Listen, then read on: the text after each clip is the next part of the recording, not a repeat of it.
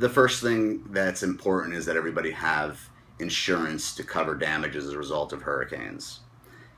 Your plain old homeowner's insurance policy does not cover hurricane damage. It's called windstorm coverage, and that's usually a coverage that you have to get on top of your normal policy. So a policy will usually exclude these types of damages. You have to pay extra for them. So one thing to make sure of is that you do have coverage for a hurricane or a windstorm.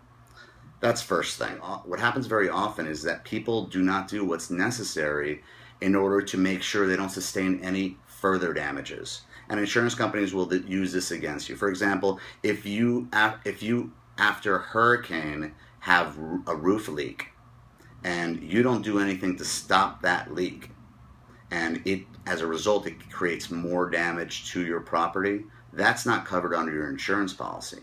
So what's important is that after the storm has died down, that you do whatever it takes to make sure nothing else gets damaged as a result. And you take the time. That's why you see blue tarps on top of roofs after a storm, because they're protecting their property. If you do nothing, you're going to get yourself into more problems. But you need to do what's reasonable.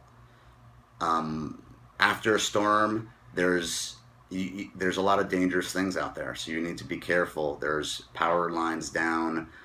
There's standing water that could have bacteria in it.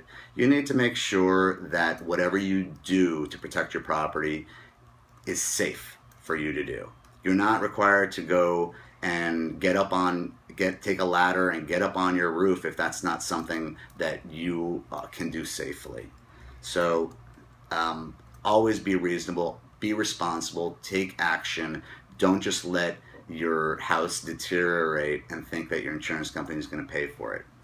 But I'll say that a lot of insurance companies will take that excuse to deny your claim, and a lot of times they have no right to do that.